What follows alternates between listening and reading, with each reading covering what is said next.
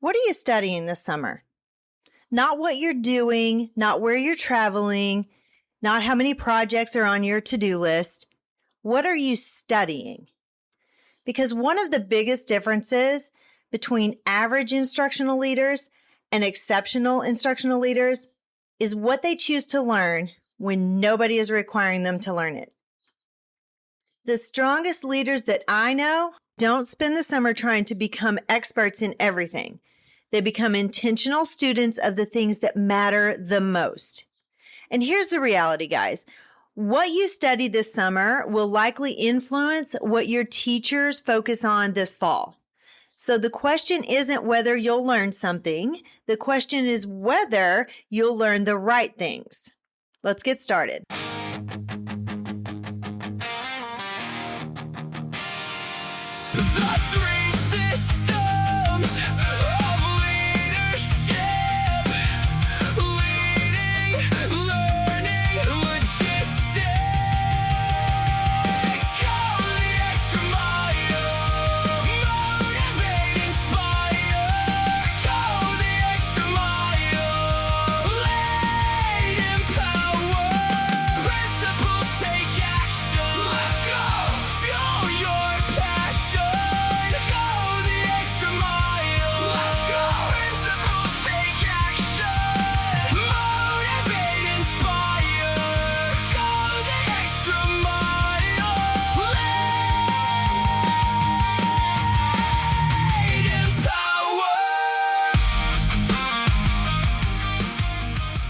Hello, leaders. Welcome back to the Empowered Educator Show. I'm your host, Dr. Mel.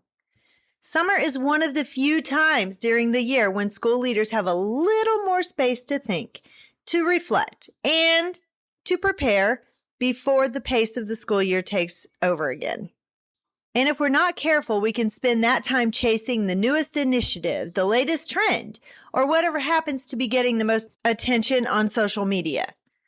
But strong instructional leaders know something important. They don't study what is popular. It's hard not to, but we don't. We study what will have the greatest impact on teaching and learning.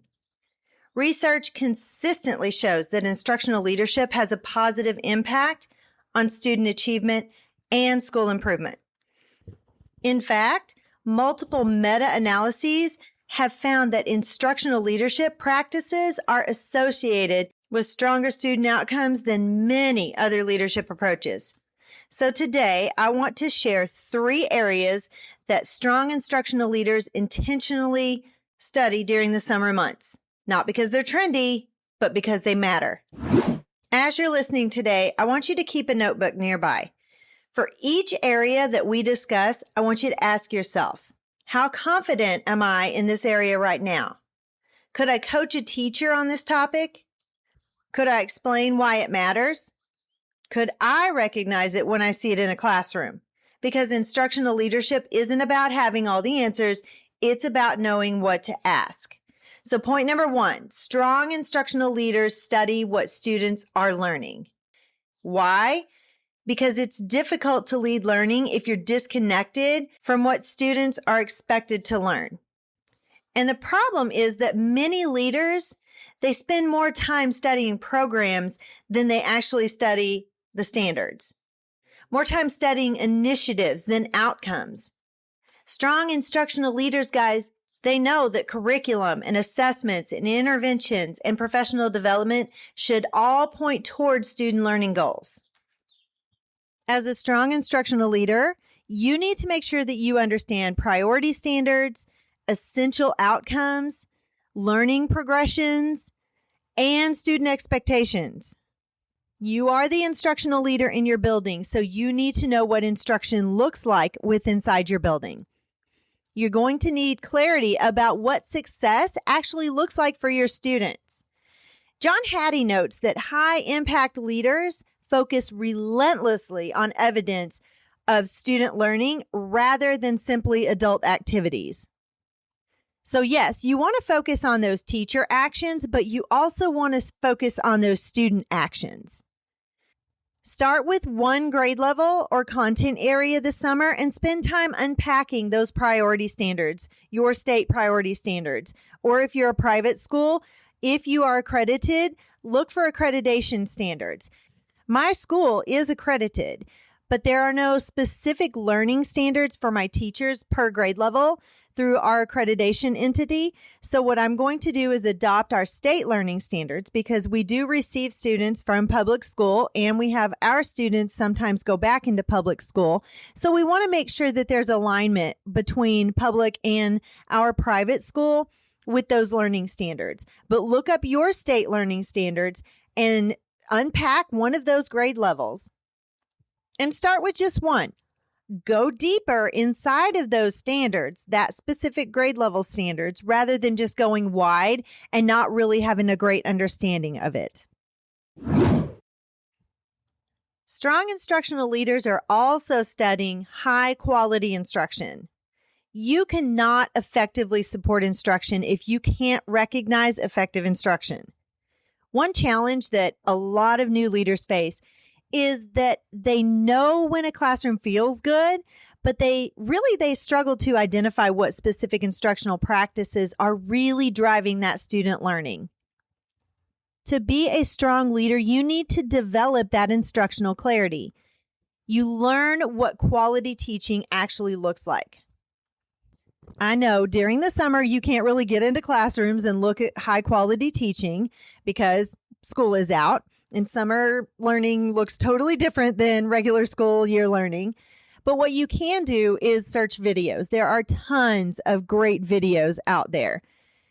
As you're watching the videos, do a really good audit of things like student engagement, checks for understanding, feedback to students, explicit instruction, academic discourse, and of course, cognitive rigor. And your goal isn't to become an evaluator. Your goal is to become a better coach for your teachers, especially in real-time feedback situations, and then that coaching cycle that's followed up after the real-time coaching. Research on principal instructional leadership suggests that leadership focused on teaching quality and teacher development is associated with stronger school performance and student outcomes. Select one instructional practice that you really want to understand fully and watch some videos. Do a Google search for videos about that. Student engagement is an example of one. That was super important in my book. And then find a book to read or articles to read or some research study that's focused on that specific instructional practice. And then master that one area before moving on to another. Strong instructional leaders also study adult learning.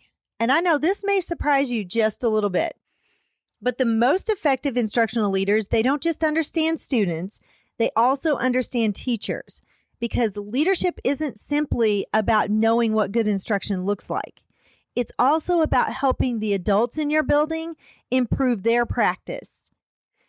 A lot of school leaders, they know what needs to happen in a classroom, but the challenge is helping teachers get there.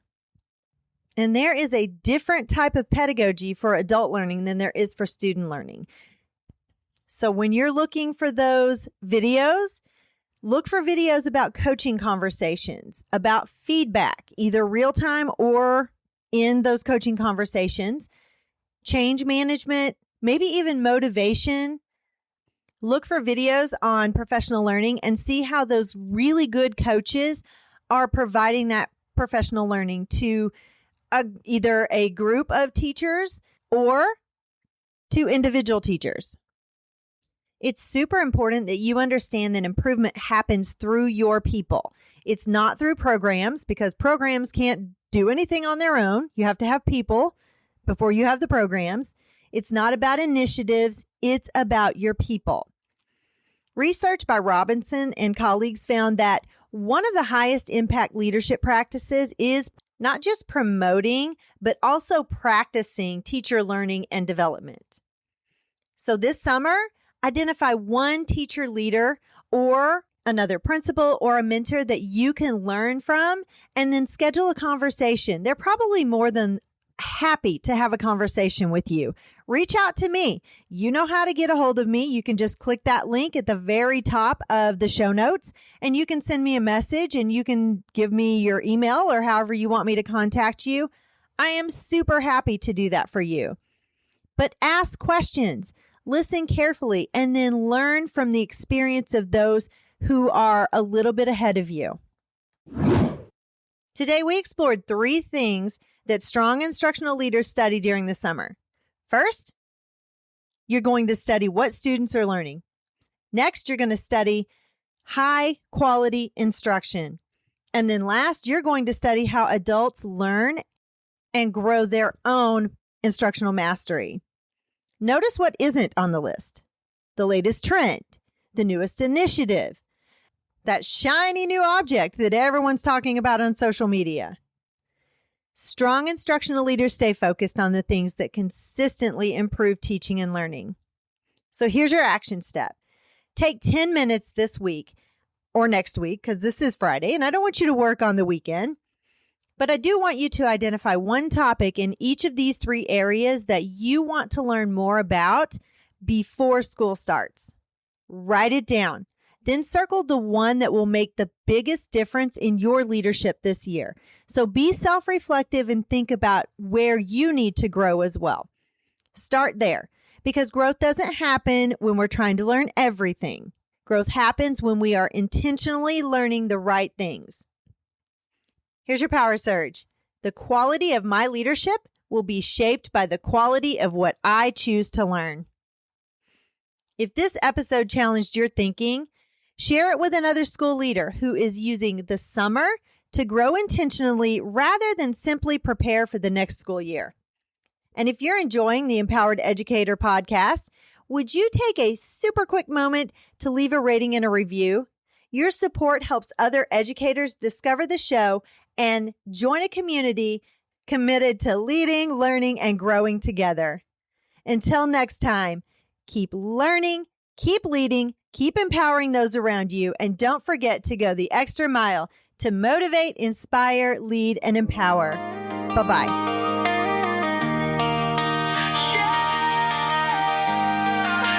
Principles take action.